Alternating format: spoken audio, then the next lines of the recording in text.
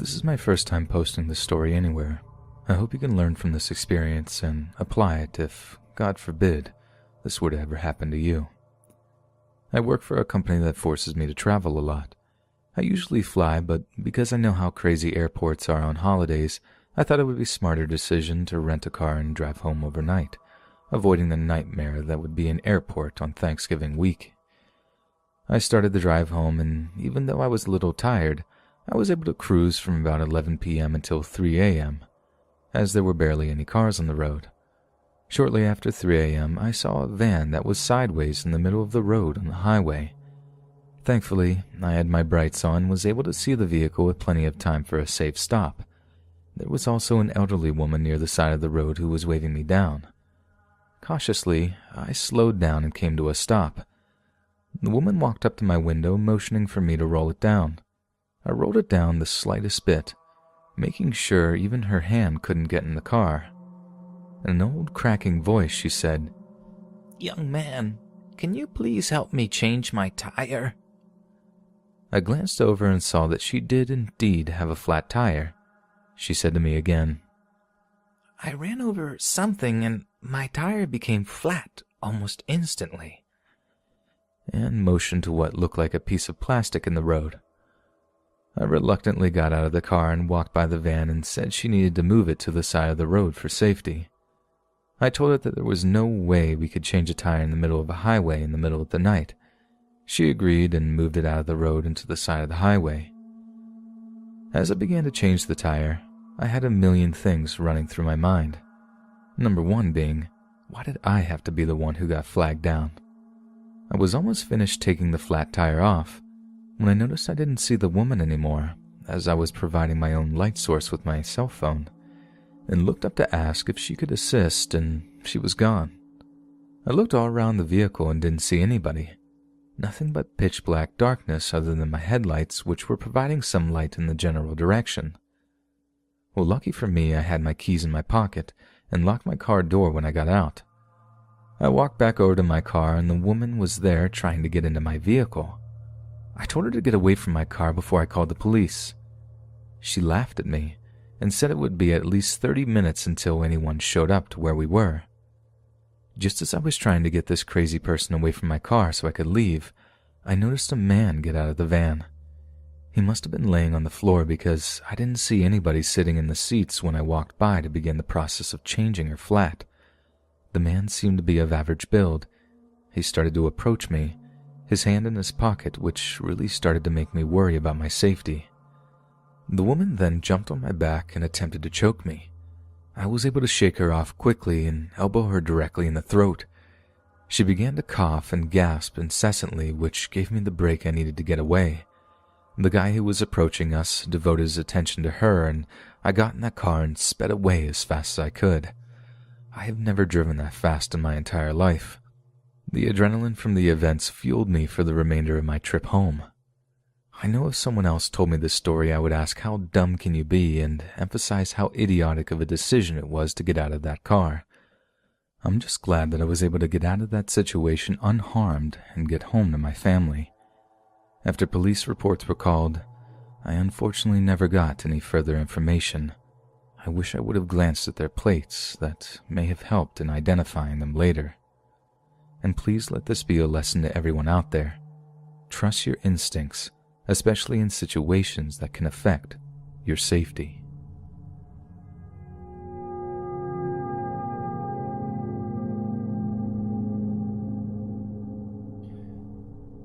This story may seem more weird than truly scary to many of you. At the time, I didn't really find it scary or terrifying myself. I didn't really get that feeling until I shared this with others and got their perspective. I'd be interested to see what, if any, comments any of you have regarding this experience. This event happened with my ex-girlfriend on Thanksgiving about 6 years ago. For the sake of anonymity, we will call her Kay. I met Kay in college, and at first, she was great. We shared similar interests and hobbies. We clicked instantly, and for the first time, I was excited to meet the parents of my significant other. I was going to meet them on Thanksgiving so that everyone could have dinner together. Kay never really mentioned her family, so I was excited and intrigued when she asked me to join her for the holiday. Fast forward a week or so and Thanksgiving finally comes. I make the 2-hour drive to her parents' house, and my first thought as I approach the house is, wow, this place is huge. It was a gigantic brown mansion. It was very large, but also looked very old. My best comparison is if you have ever seen the movie Clue. The outside of the house looked very similar to that, a mix between mansion and castle almost. I knocked on the door and almost immediately was greeted by a strange-looking guy. He was short, like 5 foot flat. He was bald and wearing an eye patch. I said, "Hey, is Kay here? I'm her boyfriend." He just proceeded to look at me and didn't answer. After a few awkward seconds, Kay walked over and happily greeted me and let me inside.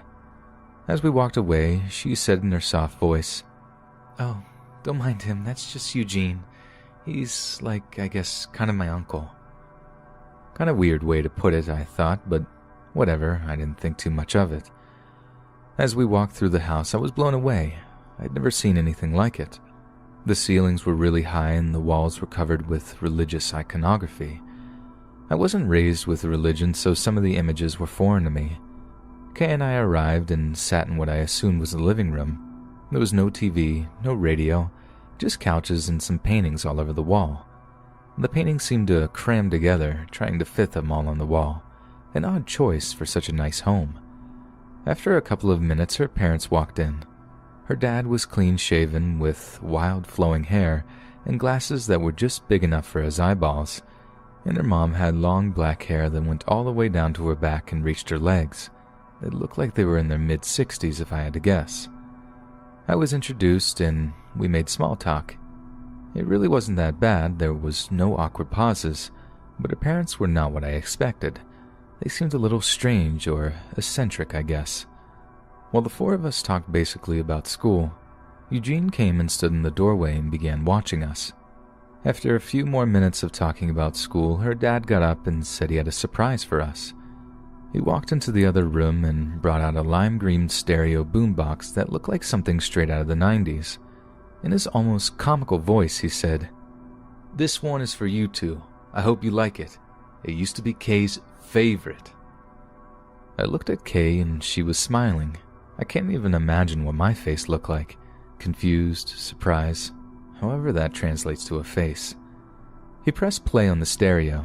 Music began to play and her dad started to dance with her mom. The music, if that's what you would want to call it, was the weirdest thing I had ever heard in my entire life. It was just like banging of instruments, very untuned instruments and other loud noises that honestly sounded like animals. Even more weird than the song that was playing were the movements of her parents. They just hopped around and were moving their bodies like they were puppets on strings or something.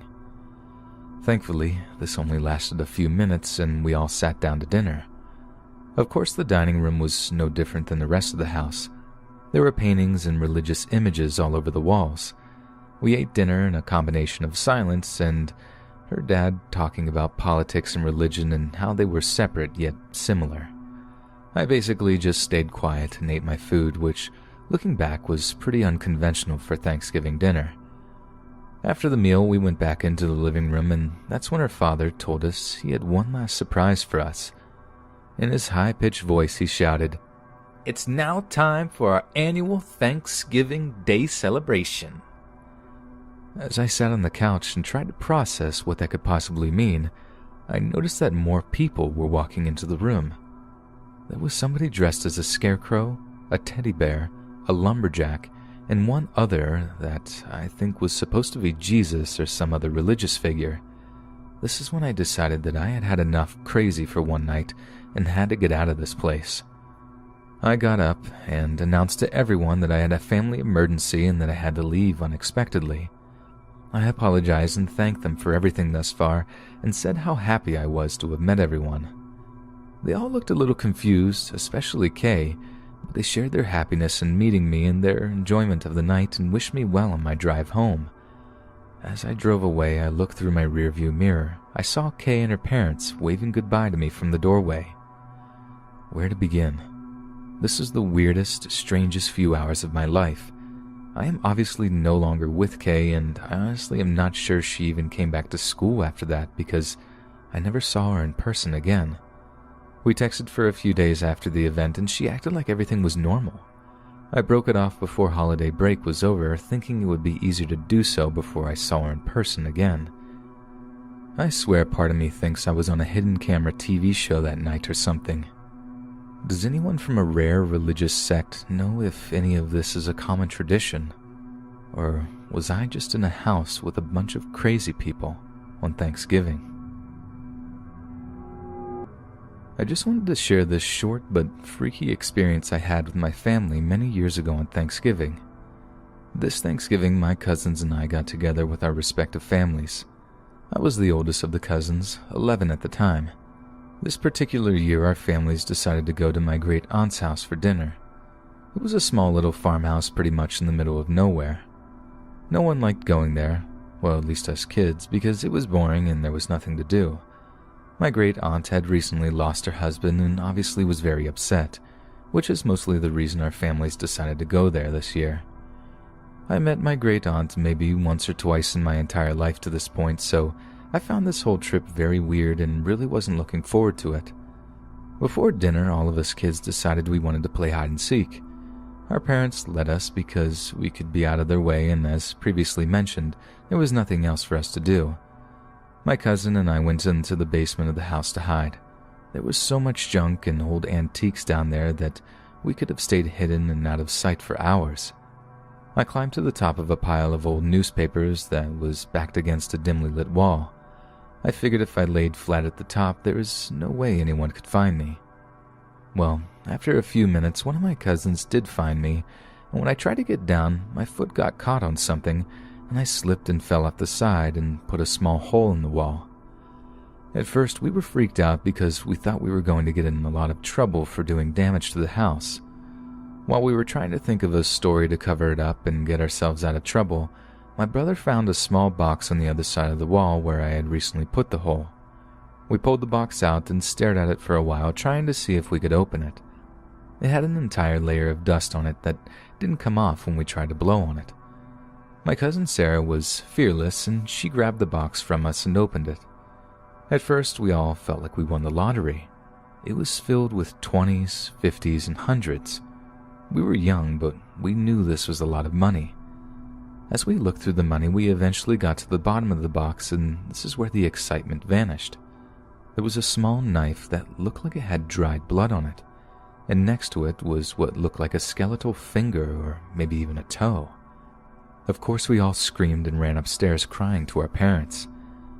Our parents looked at us very confused as to what happened. We all tried to blurt out our version of the story until, as calm as can be, my great-aunt giggled and said, "Oh, that's just Bob's box from when he used to mess around with his army buddies. I haven't seen that since his friend Raymond passed away." Well, fast forward years later, this story came up again, and we all tried to figure out what all that meant and what we actually found. After consulting with our family, the story goes that our great-uncle Bob was involved in all sorts of crime in the Chicago area. He made a lot of dirty money and eventually gave it up when he had a family. Our family didn't have an answer as to the contents of the box or whose missing finger that could possibly be.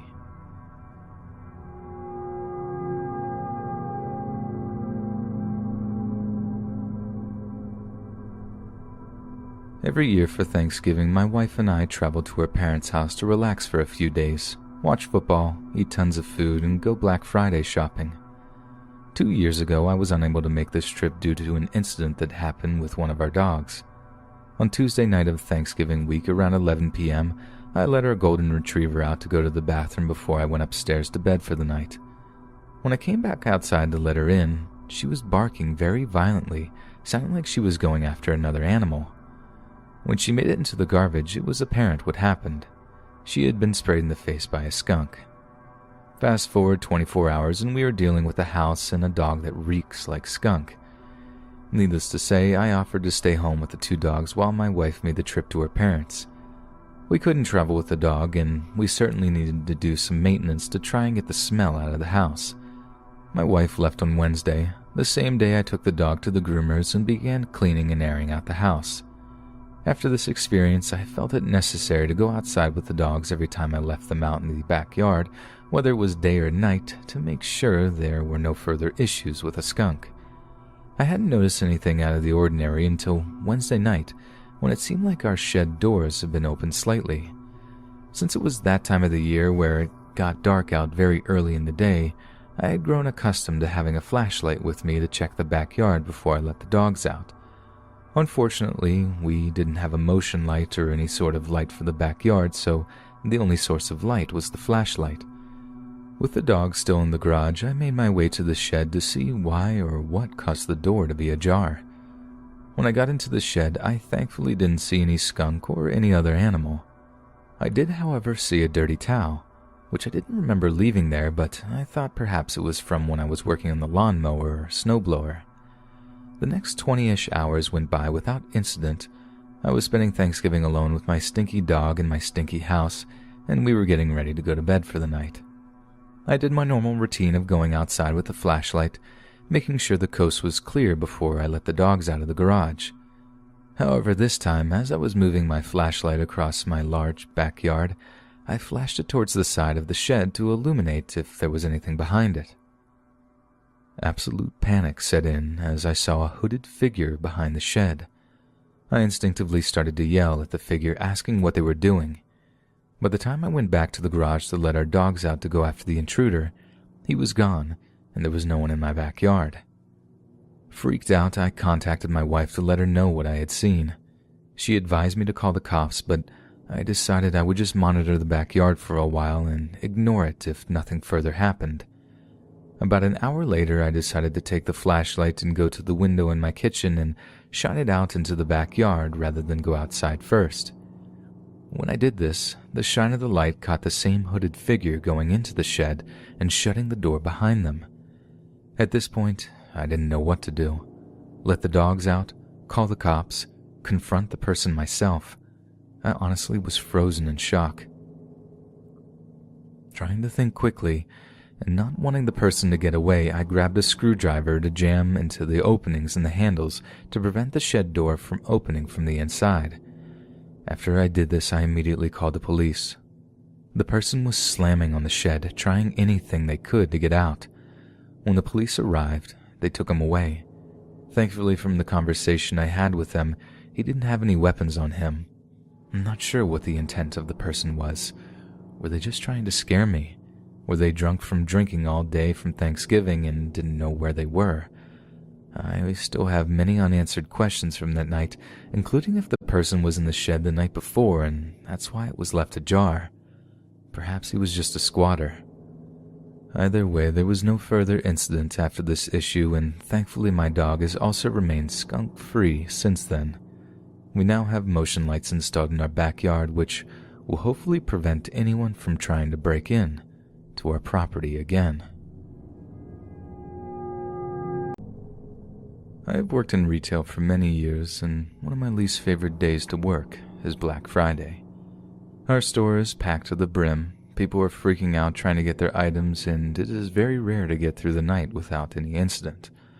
One particular Black Friday sticks out in my memory due to an experience that I had with a customer.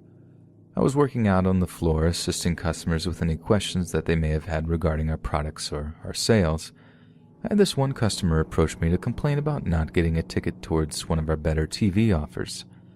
I apologized and tried to explain that the tickets had been given out on Thursday night and there was nothing I could do at this point.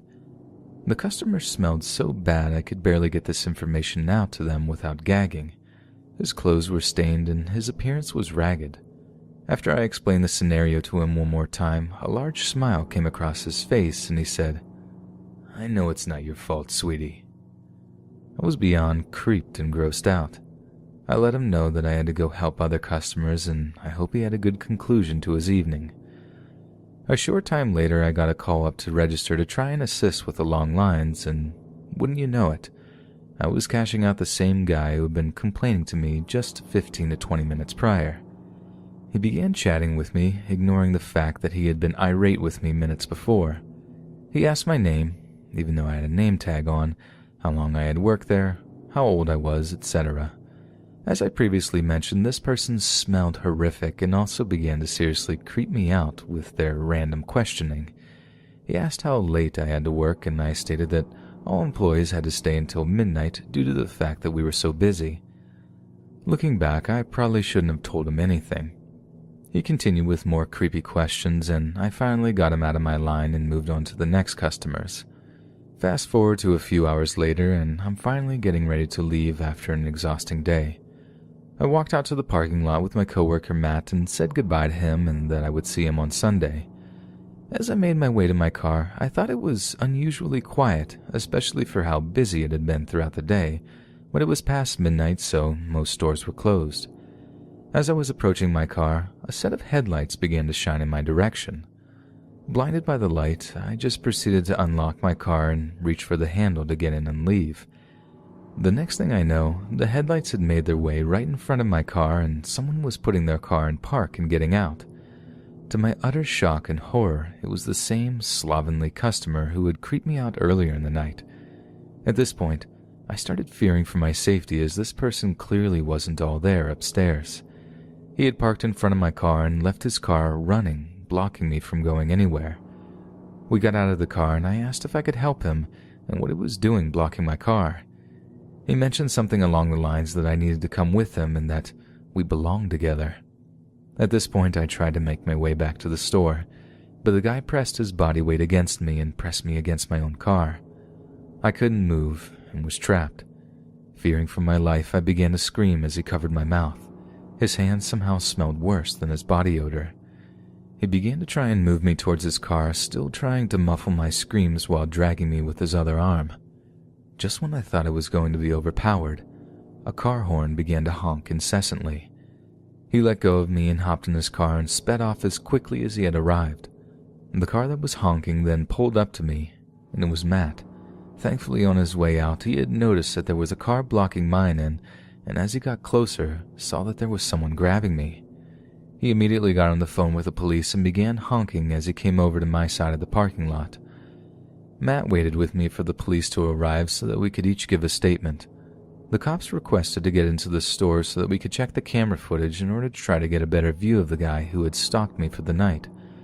To my knowledge, they never caught him, or at least he was never charged. I haven't heard anything from the incident, but I am thankful that I had never seen that person again. And I'm very thankful to Matt for saving me that night. I've always wondered what could have happened if he hadn't been there.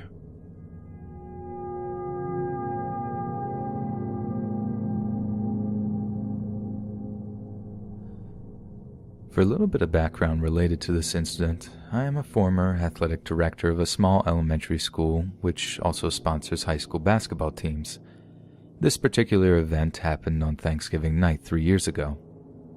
After I had a delicious meal on Thanksgiving with my family, my wife decided she wanted to go Black Friday shopping, so I decided to go to the Gymnasium and start setting up for Friday morning. Every Thanksgiving weekend, our gym hosts a Thanksgiving basketball tournament for a handful of local high school teams. It was becoming a pretty well-recognized tradition in our community. Anyway, I spent about an hour or so setting up chairs, bleachers, prepping concessions, and getting the equipment in order. This was perfect because I could now sleep in a little tomorrow morning and not have to worry about rushing to the gym and set up. To try and give you a visual setup of the gym and its surroundings, it is a very small gym with one set of main doors that leads into a small elementary school.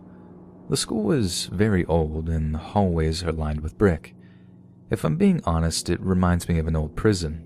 The lighting in the halls is dim, even in the daylight due to lack of windows in its construction. The school apparently used to be a home for nuns in the 1930s, and I don't think it's structurally been updated very much since. In my opinion, it's a pretty creepy place. I've been in this place probably 100 times myself, and it still gives me an eerie feeling. Once I finished all my prep work for the tournament, I decided to shut the place down and go home for the night.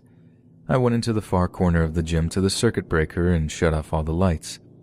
At this point, the gym was lit by only moonlight and the glow of street lights shining in through the large gym windows. I walked into the small hallway that was basically pitch black at this point, using my cell phone flashlight to avoid running into a wall. As I walked down the long hall towards the exit, I started to hear a scratching noise. I stopped walking to try and locate the source of the noise because it was very loud and distinct.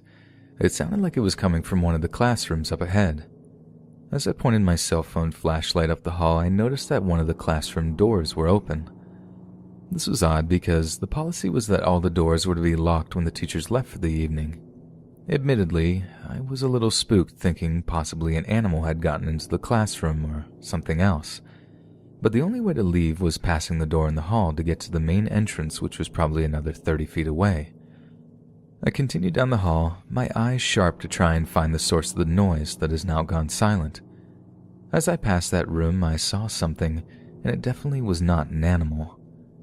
It was a green figure, a tall green silhouette of a man wearing a button-up shirt, parted hair, and long pants.